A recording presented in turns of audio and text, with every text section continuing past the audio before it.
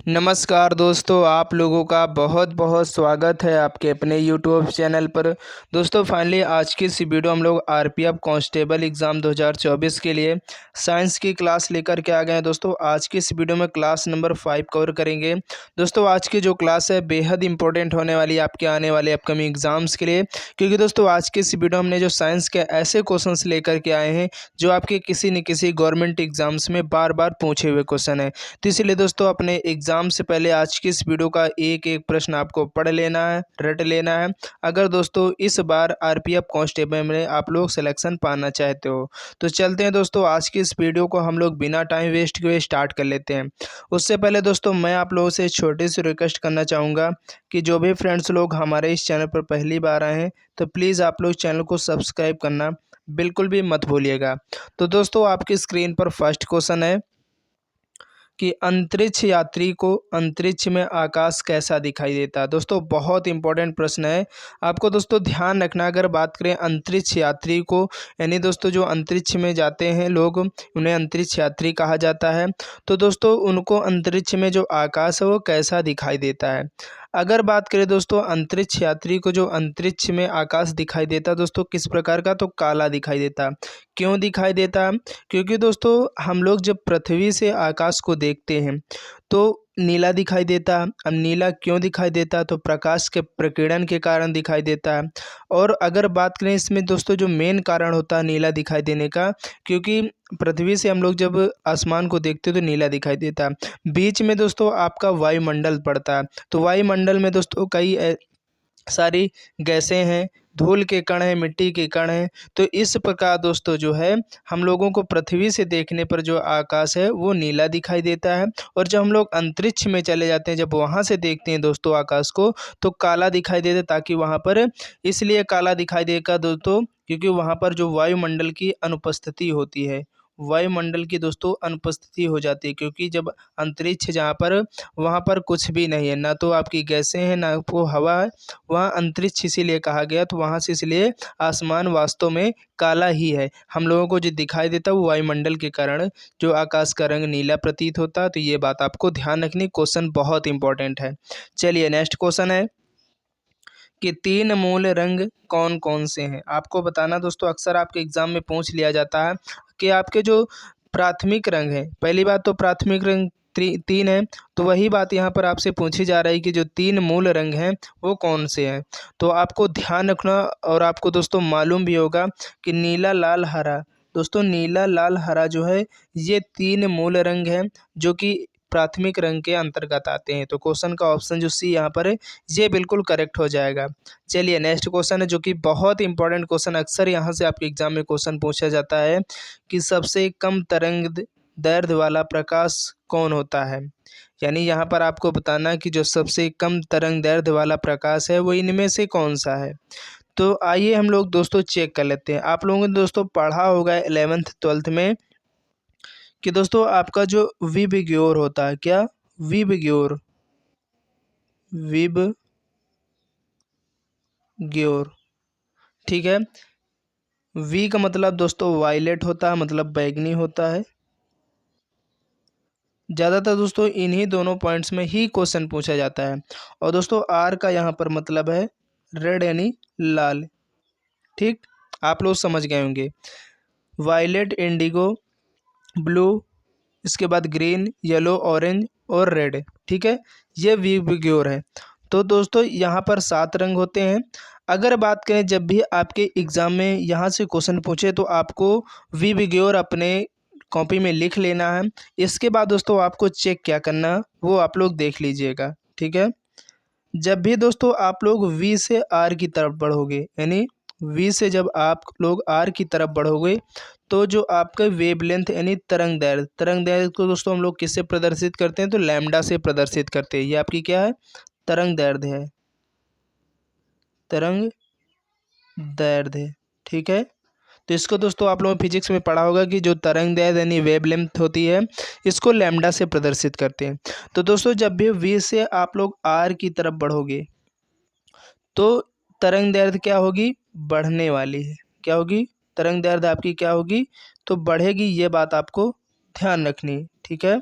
तरंग दैर्ध्य आपकी बढ़ेगी। यानी यहाँ पर अगर बात करें बैगनी रंग की जो है तरंग दैर्ध्य वो क्या होगी, सबसे कम होगी, क्योंकि यहाँ से हम लोग V से R की तरफ जा रहे हैं। तो वास्तव में दोस्तों जो V होगा यानी वायलेट यानी बैगनी जो रंग होगा, इसकी तरंग दैर्ध्य जो है वो कम होने वाली है। अगर बात करें दोस्तों अधिक किसकी होगी, तो आपका जो लाल रंग होगा इसकी तरंग दैर्ध्य जो है सबसे अधिक होगी। तो यहाँ पर आपसे पूछा जा रहा है कि सबसे कम तरंग दैर्ध्य वाला प्रकाश कौन सा है, तो वह दोस्तों आपका बैगनी रंग। आप लोगों को उम्मीद है कि ये जो पॉइंट्स है समझ में आ गया होगा। और आप लोग एक पॉइंट्स और याद रखना, क्योंकि वो भी बहुत बार पूछा गया आपके एग्ज़ाम में। यहाँ पर दोस्तों जब भी आपसे पूछा जाए कि किस रंग की जो आवृत्ति है वो सबसे कम होती है और किसकी अधिक होती है, तो आप दोस्तों वेवलेंथ के आपको अपोजिट आना है। वेवलेंथ है यानी V से R की तरफ जाएंगे तो तरंग दैर्ध्य बढ़ने वाली है, ये बात आप लोग समझ गए होंगे।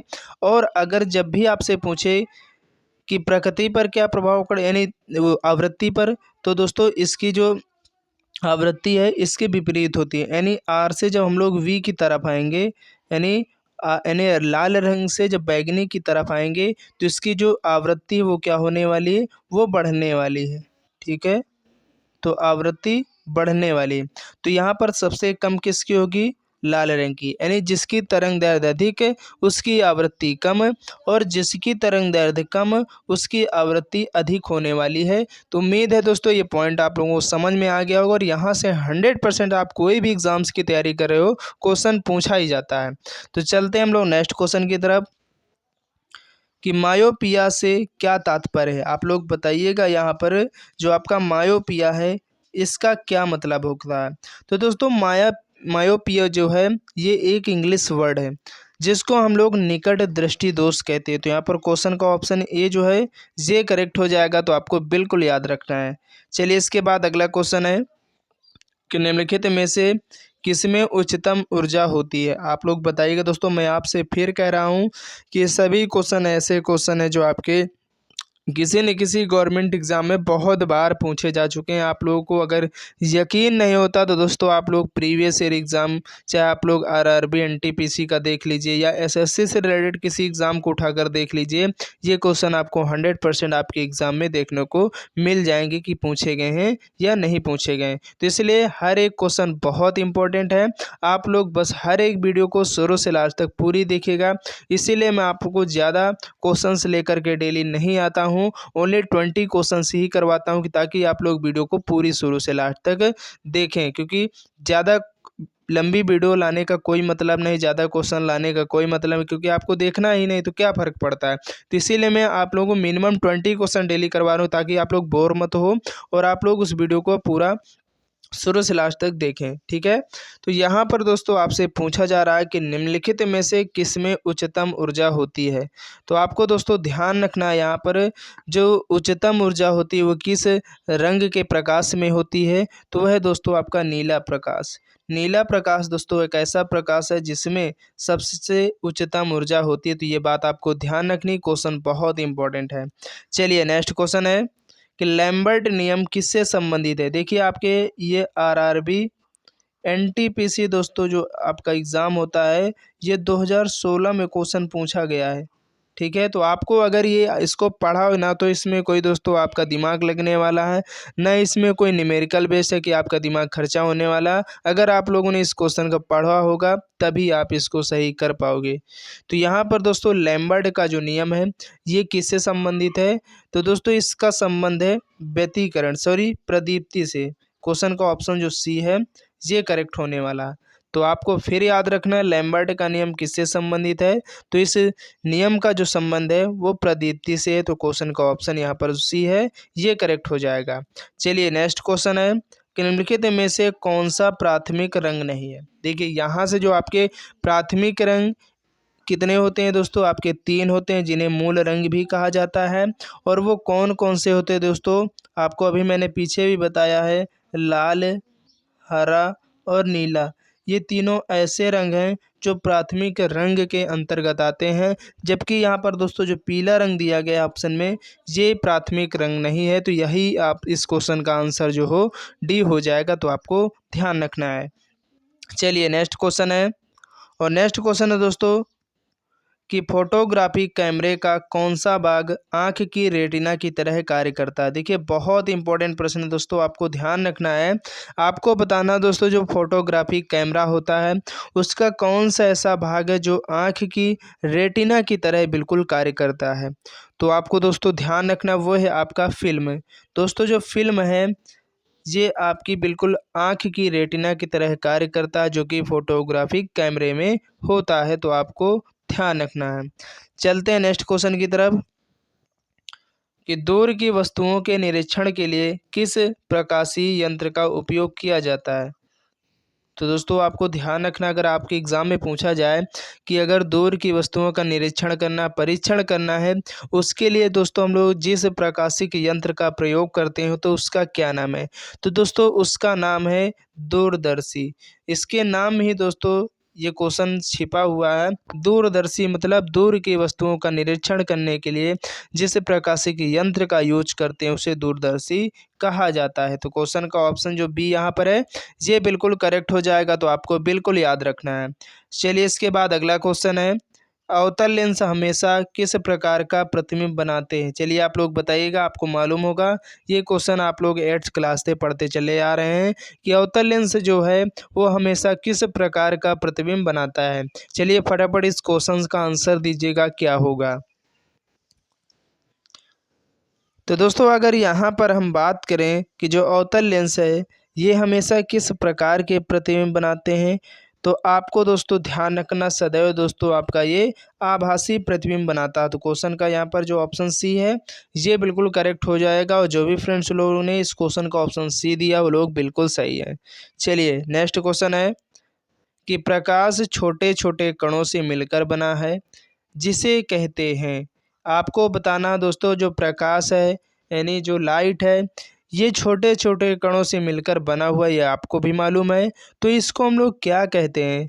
तो दोस्तों इसको जो कहा जाता है, क्वेश्चन पूछा गया है एसएससी एमटीएस 2019 में, तो दोस्तों उसे फोटान कहा जाता है। क्वेश्चन का ऑप्शन जो डी है ये बिल्कुल करेक्ट हो जाने वाला इंपॉर्टेंट क्वेश्चन है, तो आपको ध्यान रखना है। प्रकाश जो छोटे छोटे कणों से मिलकर बना होता है तो उस छोटे छोटे कणों को दोस्तों हम लोग क्या कहते हैं? तो फोटान कहते हैं। तो ये बात आपको ध्यान रखनी है।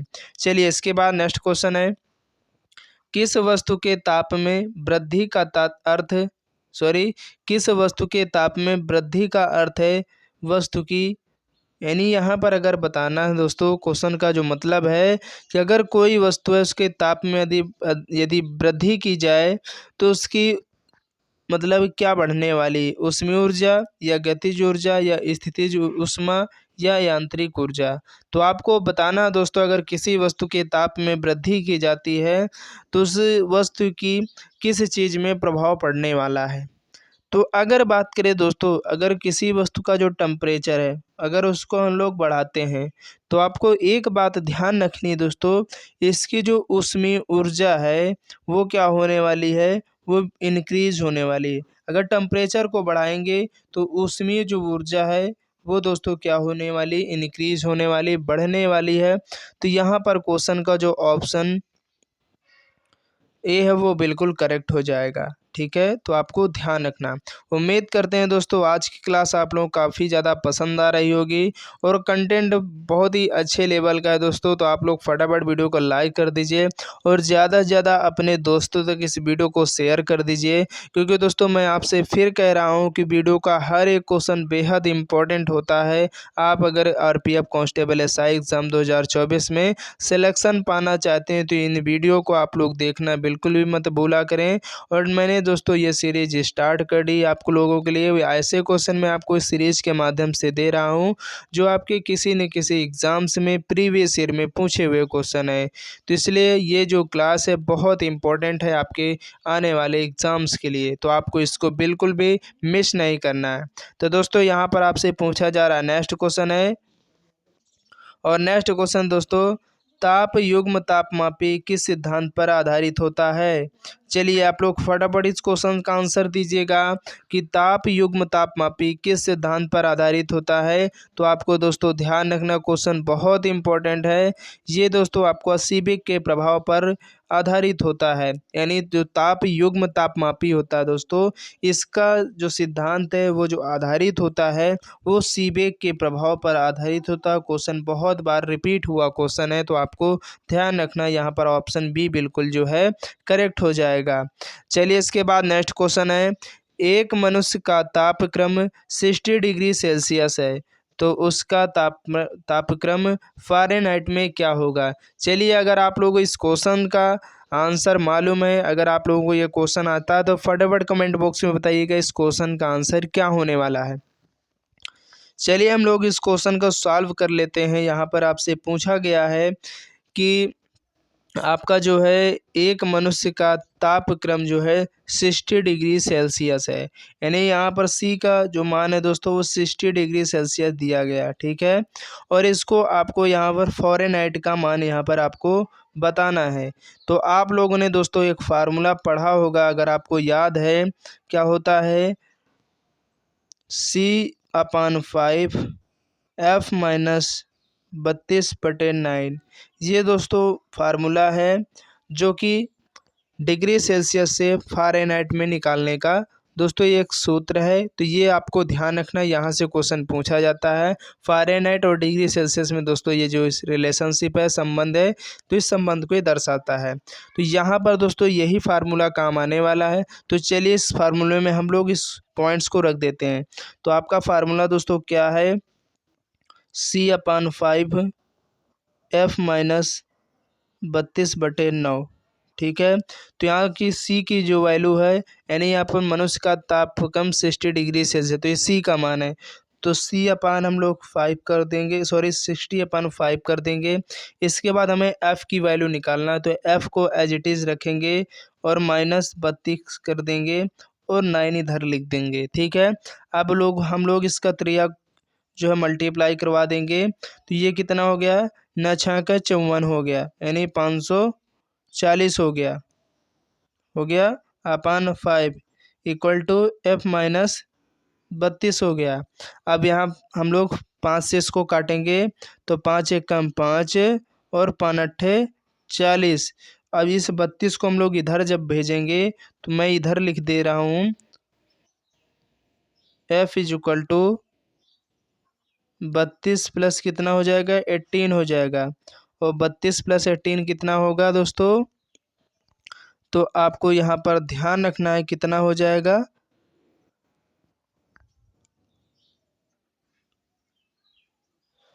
यहाँ पर दोस्तों आपका 40 होने वाला, ठीक है। तो यहाँ पर कितना हो जाएगा, 40। तो यहाँ पर दोस्तों सॉरी कुछ मिस्टेक हो रहा है, यहाँ पर क्या मिस्टेक हो रहा है, चलिए हम लोग चेक कर लेते हैं।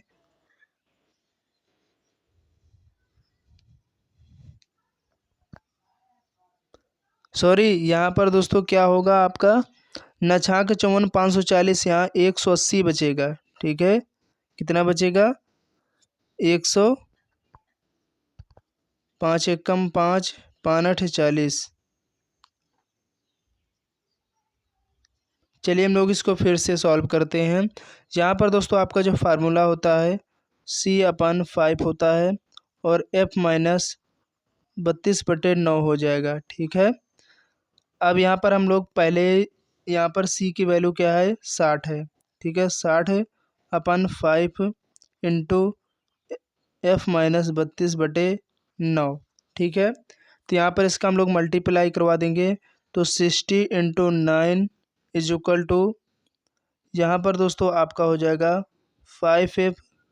अब इसका इधर मल्टीप्लाई कराएंगे, तो 5 दूनी 10 हो जाएगा, हासिल लगे 1 5 15 1 16, यानी 160 हो जाएगा, ठीक है। तो यहाँ पर दोस्तों आपका कितना हो गया, ये आपका 9 है, तो 9 छाक 54, यानी 540। और ये यहाँ पर दोस्तों आपका कितना, -160 है ना।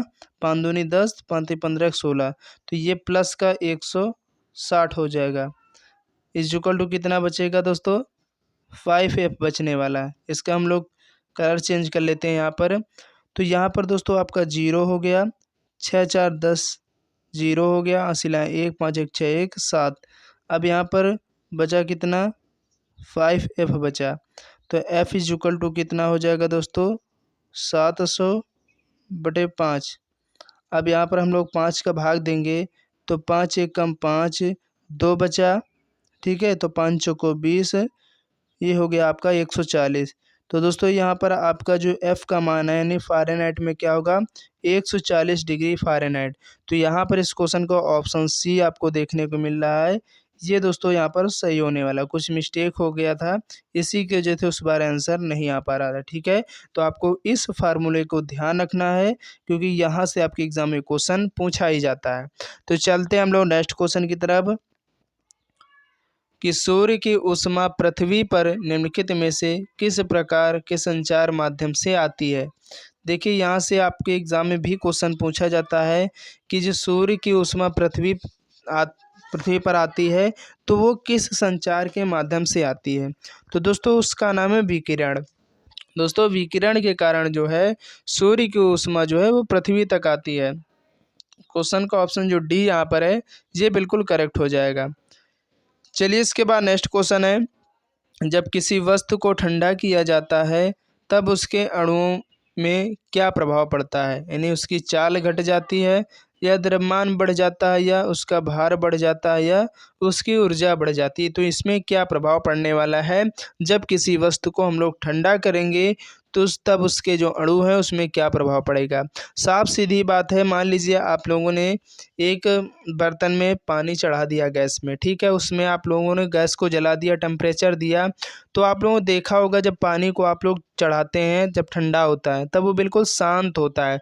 जैसे जैसे दोस्तों उसका बॉइलिंग पॉइंट बढ़ता है उसी प्रकार आप लोगों ने देखा होगा जो उसके तली वाला जो तल में होता है उसका पानी, तो वहाँ से आपके छोटे छोटे बुलबुले उठते हैं। तो देखिए वो जब से गर्म जैसे गर्मी बढ़ेगी तो वो क्या होते हैं, वो नीचे से ऊपर की तरफ आते हैं। तो साफ सीधी बात आपको ध्यान रखना है यहाँ पर, जब भी हम लोग टेम्परेचर को बढ़ाएंगे तो उसके अणुओं की जो चाल है वो बढ़ने वाली है। क्या होने वाली है, बढ़ने वाली है। और यहाँ पर आपसे पूछा गया कि जब किसी वस्तु को ठंडा किया जाता है तो उसके अणुओं की जो चाल है वो दोस्तों क्या होगी, तो वो घटने वाली है। तो आप लोग समझ गए होंगे उम्मीद है। तो यहाँ पर क्वेश्चन का ऑप्शन जो ए है ये बिल्कुल करेक्ट हो जाएगा। चलिए इसके बाद अगला क्वेश्चन है कि पूर्ण विकिरण उत्तापमापी किस सिद्धांत पर आधारित है। तो दोस्तों आपको ध्यान रखना, जो आपका पूर्ण विकिरण उत्तापमापी है ये किस सिद्धांत पर आधारित है। तो दोस्तों ये जो है स्टीफन के नियम पर आधारित होता है। तो क्वेश्चन का ऑप्शन जो बी यहाँ पर है ये बिल्कुल करेक्ट हो जाएगा। तो आपको ध्यान रखना है। चलिए इसके बाद नेक्स्ट क्वेश्चन है कि धातु की चायदानियों में लकड़ी के हैंडल क्यों लगे होते हैं। आप लोगों ने दोस्तों देखा होगा कि धातु की जो चायदानी होती है, जो केतली होती हैं, उनमें लकड़ी के जो हैंडल लगे होते हैं उनका क्या कारण होता है, क्यों लगाए जाते हैं। तो आपको मालूम भी होगा दोस्तों इसका जो रीज़न होता है कि लकड़ी ऊष्मा की क्या होती है, कुचालक होती है, यानी उसमें जो है हीट ट्रांसफ़र नहीं होती है क्योंकि आप लोगों केतली देखा होगा उसमें लकड़ी का लगा होता है, बाकी उसका जो पूरा एरिया वो गर्म होगा, लेकिन जहाँ पर लकड़ी लगी होती है वहाँ पर वो गर्म नहीं होता है। इसीलिए लकड़ी क्या होती है, ऊष्मा की कुचालक होती है। तो ये बात आपको ध्यान रखनी। क्वेश्चन का ऑप्शन सी जो यहाँ पर है ये बिल्कुल करेक्ट हो जाएगा। नेक्स्ट क्वेश्चन है कि निम्नलिखित में से कौन ऊष्मा का सर्वोत्तम चालक है। चलिए आप लोग बताइएगा इनमें से कौन जो है ऊष्मा का सर्वोत्तम चालक है। तो आपको पता है कि लकड़ी दोस्तों सर्वोत्तम जो ये कुचालक है, चमड़ा कुचालक है दोस्तों। अगर बात करें दोस्तों यहाँ पर जो आपका जल है ये भी कुचालक है, और जो पारा दोस्तों चालक है। अगर यहाँ पर कुचालक है, जल आपका कुचालक है, यहाँ चालक पूछा गया है। तो दोस्तों जो पारा है, पारा दोस्तों यहाँ पर सर्वोत्तम चालक होता है किसका, तो ऊष्मा का। तो ये बात आपको ध्यान रखनी है। चलिए नेक्स्ट क्वेश्चन की तरफ बढ़ेंगे, और नेक्स्ट क्वेश्चन है आज की इस वीडियो का लास्ट क्वेश्चन है दोस्तों कि इनमें से कौन ऊष्मा का मात्रक नहीं। देखिए बहुत बार क्वेश्चन पूछा गया, आपको ध्यान रखना है। आप लोग अक्सर इस क्वेश्चन में कंफ्यूज हो जाते हैं कि ऊष्मा का मात्रक क्या है। आप लोग डिग्री सेल्सियस को अपने एग्ज़ाम में लगाकर चले आते हैं ऑप्शन, ठीक है। तो यहाँ पर आपको ध्यान रखना है ऊष्मा का जो मात्रक इनमें से कौन सा नहीं है। तो अगर बात करें वह है दोस्तों कौन सा, डिग्री सेल्सियस। डिग्री सेल्सियस अभी हमने बताया दोस्तों, ये तापमान का दोस्तों जो है, तापमान का दोस्तों ये जो है मात्रक है। जबकि कैलोरी, किलो कैलोरी, जूल, ये सभी ऊष्मा के मात्रक है। ये बात आपको ध्यान रखनी है। तो उम्मीद करते हैं दोस्तों आज की जो क्लास है आप लोगों को बेहद पसंद आई होगी। तो आप लोग ज़रूर वीडियो को लाइक कर देना और ज़्यादा से ज़्यादा अपने फ्रेंड तक इस वीडियो को शेयर कर देना, क्योंकि दोस्तों ये जो सीरीज़ चल रही है ना आपके एग्ज़ाम्स के लिए बिल्कुल रामबाण साबित होगी। जब आप लोग एग्ज़ाम में बैठोगे और क्वेश्चन भर भर के यहीं से आपको देखने को मिलेंगे, तब आप लोग कहोगे काश मैं वो वीडियो सभी देखा होता, तो आज मैं साइंस में 25+ क्वेश्चन ज़रूर कवर करके आता, ठीक है। तो ये बात तभी आप सोचोगे जब आप एग्ज़ाम में बैठोगे। मैं आपको ज़्यादा कुछ नहीं कहूँगा, मेरा काम है कहना और आपका काम है फॉलो करना, ठीक है। अगर आपको समझ में आता है कि ऐसा कंटेंट ही आपके एग्ज़ाम में आता है, तो आप लोग 100% इस वीडियो में शुरू से लास्ट तक ज़रूर देखिएगा। जब भी टाइम मिले हर एक वीडियो को आपको देखना डेली, क्योंकि डेली आप लोगों को ये क्लास हमारे इस चैनल पर मिलती रहती, तो आपको एक भी क्लास को मिस नहीं करना अगर आप लोग इस बार आरपीएफ कांस्टेबल में सिलेक्शन पाना चाहते हो। तो जितने भी दोस्त लोग हमारे इस चैनल पर पहली बार आए हैं, तो प्लीज़ आप लोग चैनल को सब्सक्राइब करना बिल्कुल भी नहीं भूलिएगा। तो चलते हैं नेक्स्ट वीडियो के लिए, तब तक के लिए जय हिंद, जय भारत।